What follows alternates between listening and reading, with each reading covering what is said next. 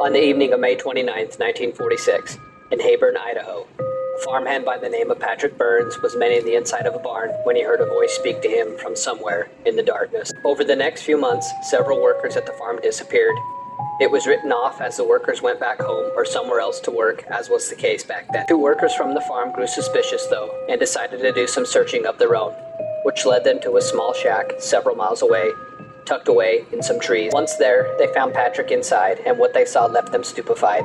Something only a nightmare could conjure. This is Patrick's account of what happened, and the account of Frank S., one of the two workers who found him. The following is the story Patrick told after he was captured. The night it first started, I was in the barn mending the wall, when I heard a voice say, "Help me, I've broke apart my insides." "What was that?" I responded, thinking it was a fellow worker. When no one replied, I turned around, but no one was there. I immediately dropped the hammer and board I was holding as I finally grasped what was said to me, thinking someone might be hurt. I started walking around the area to see if I could find who said it. After searching around and not finding anyone else, I decided to head inside for dinner and finish up later. As I walked to the mess hall, I started wondering if I was hearing things or if someone was messing with me. When I finished eating, I went to the outhouse to relieve myself. As I was standing there, I heard the voice again, only this time it said, "My whole existence is flawed. You'll make me perfect. Help me become somebody else." "Who's there?" I responded as I spun around, opening the outhouse door. I stepped outside and walked around to see who it was, but again there was no one. I was now getting scared. Either I was hearing things, which meant I might be going crazy, or something darker was happening. I've always been a religious man, so my mind began to quickly wander into all the ungodly things it could be. As I stood there, I jumped, having frightened myself by what I was thinking. I then went to the bunkhouse and fell asleep. When I awoke, the first thoughts I had were of the voice I'd heard the night before and realized it wasn't a dream. As I lay there trying to fully wake up, I noticed my left forearm was hurting. I raised up my arm and saw what looked like scratch marks. I tried recalling if I'd done that to myself the day before, but couldn't remember. I went about my day as I normally would without anything strange happening. Several days later, I was back in the barn again around the same time, continuing to mend the wall, when I again heard the voice say, "Help me. I broke apart my insides." I froze as I closed my eyes and clenched my fists.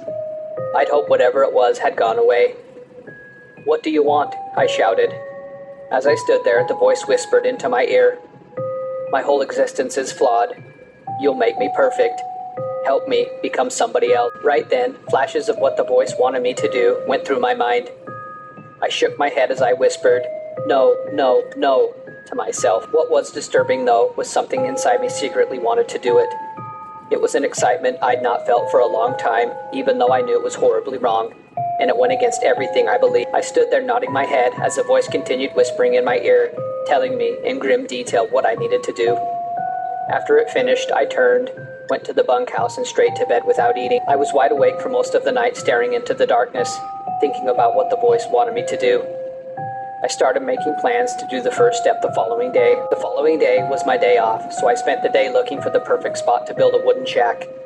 It needed to be far enough away from the farm as to not get spotted, and also hidden in some trees. After walking for a few hours, I spotted the perfect place to build the shack, as a sense of excitement again surged through me. I walked over to the spot, looked around, and then laid down. I quickly fell asleep and started dreaming. My dreams were of things that were going to happen, but haven't yet. I wasn't sure how long I'd been asleep, but I remember being startled awake to the voice saying, "It's now time to get me closer to God." I immediately jumped up and replied, "Yes." I then started walking back to the farm. My plan was to start bringing the supplies I'd need at night so no one would see me. I spent the next month going back and forth until the shack was built according to what the voice had told me. Once I finished, I knew it was time to take the second step. The next step was what I'd been hesitant about, but at the same time, somewhat eager. I promised the voice I would complete what he'd told me to do, and so it began. Now, I've got no soul to sell. Patrick stopped speaking and would say no more. The following is Frank's account of what happened. Jimmy and I started having our suspicions as to why men had been disappearing, and we noticed Patrick had been acting squirrely for months. One night, though, Jimmy noticed him leave the bunkhouse and not return till morning. When Jimmy questioned him, he said he wasn't feeling good and spent most of the night in the outhouse. We would have believed him too if one of the men from another bunkhouse hadn't disappeared that night as well. We talked about telling the foreman, but without proof to back it up, we knew it'd just cause a rift, so we decided to wait and see what we could find out. Over the next several weeks, we watched him like a hawk. We started noticing strange things about him. Several times we walked into the bunkhouse when he was alone, but he was talking to someone. Other times we watched him simply staring up into the sky for long periods of time. One night though, I was sleeping and having a horrible dream Patrick was chasing me through a field. He had a look of evil on his face like I'd never seen before on another man. Right as he was about to reach out and grab me, I woke up, nearly falling off my bed.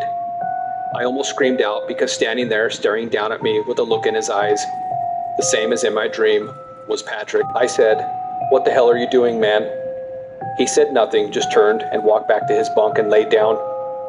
It's safe to say I didn't sleep a wink after that. I sat up the rest of the night with my eyes glued to him. The next day, I told Jimmy what had happened, and he said we need to do something soon or we might be disappearing next. A few days later, I woke up in the middle of the night, needing to use the outhouse. I was half asleep, and the thought of Patrick never crossed my mind as I stumbled through the bunkhouse and outside to the outhouse. As I stood there relieving myself, trying to stay awake, the door to the outhouse flew open. Before I had time to turn around, something grabbed me by the hair and flung me backward. After I hit the ground, I hurriedly jumped up, looked around to see who'd grabbed me, but saw no one. I was about to shout out to the other men, but quickly decided they'd think I was crazy, so I stood there in silence, trembling with fear. I don't believe in the supernatural, so I couldn't grasp what had just happened and didn't want to believe it. It took me a bit to collect myself before I went back to the bunkhouse. I didn't sleep after that. All I could do was stare at Patrick as he slept several bunks away. I'm not sure how, but I knew he had something to do with what happened. During breakfast that morning, I told Jimmy what had happened, and he believed me. He said we need to do something soon as things seemed to be getting scarier. We both had a dark feeling something sinister was happening. Patrick's day off was in a few days, so we talked about following him. We'd noticed on his day off he would always disappear for most of the day. We would never see him leave and had no idea where he went or when he came back. It was like he simply vanished, then suddenly reappeared. As we were eating and discussing our plan, Patrick walked up to our table and stood there, glaring at us. The best way to describe the look he had was simply nefarious. None of us said anything as we stared at each other, then suddenly he turned and left the mess hall. I've never feared any man before in my life, but he scared me, which meant something was very wrong with him, and he needed to be stopped. I've always trusted my instincts when it came to people, and they've never failed me. I didn't get much sleep over the next several days, and any little sound would make me sit upright in bed. Jimmy and I watched each other's backs during that time. When the day finally came, a sense of dread overcame me, and I wanted to leave the farm for good. But part of me knew I needed to follow him. If he had anything to do with the other men disappearing, I'd never be able to forgive myself. He always disappeared right after he ate breakfast. He was always the first one to eat and the first one to leave. On that day, though, we beat him to breakfast and left before he even got there. Our plan was to sit in the hayloft so we could get a good vantage point to see where he went. Just like clockwork, we saw him leave the mess hall.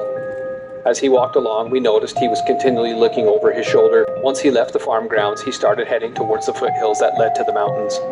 We watched him as long as we could before he disappeared out of sight, which I guessed was about a half mile to 3/4 of a mile away.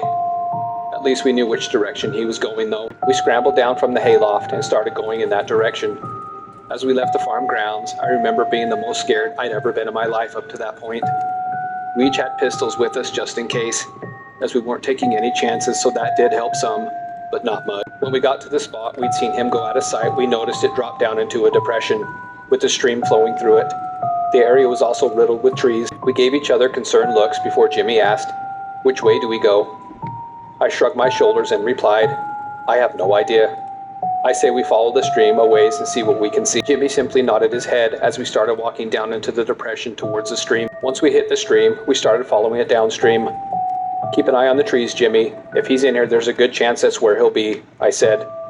"Got it," replied Jim. We followed the stream for miles before coming to the base of the foothills. We'd seen nothing along the way and decided to take a long break before heading back. We sat for several hours talking about various things as our minds wandered away from the real reason we'd been out there in the first place. We then decided to take a nap before heading back. When we awoke, late afternoon was approaching, and we realized we'd slept for quite a while.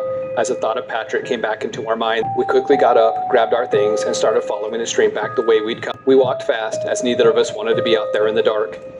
We'd walked for about 30 minutes when I heard what I thought were voices. I put my hand to Jimmy's chest, stopping him dead in his tracks. "What is it, Frank?" he whispered in a worried tone. "Did you not hear that?" I replied. "Hear what?" Jimmy asked. "Voices."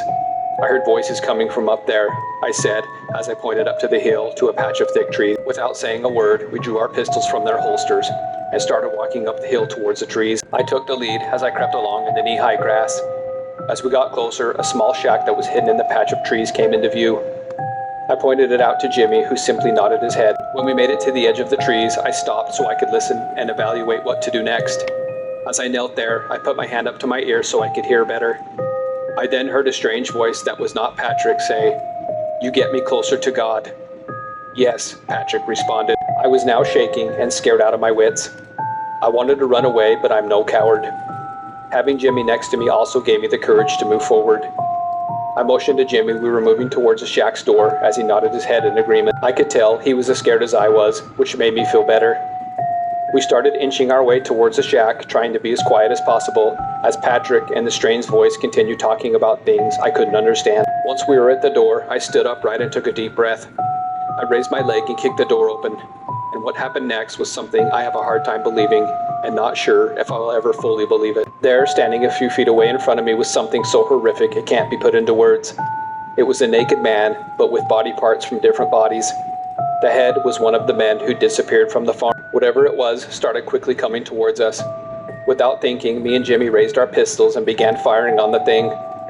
We emptied our pistols, but fear kept us pulling the triggers as we heard the clicking sound of the pistol's hammer. The thing fell to the ground and began shrieking the most horrible sound as it glared at us. Right then, Patrick stood up as he'd been sitting in the corner of the shack and came barreling at us.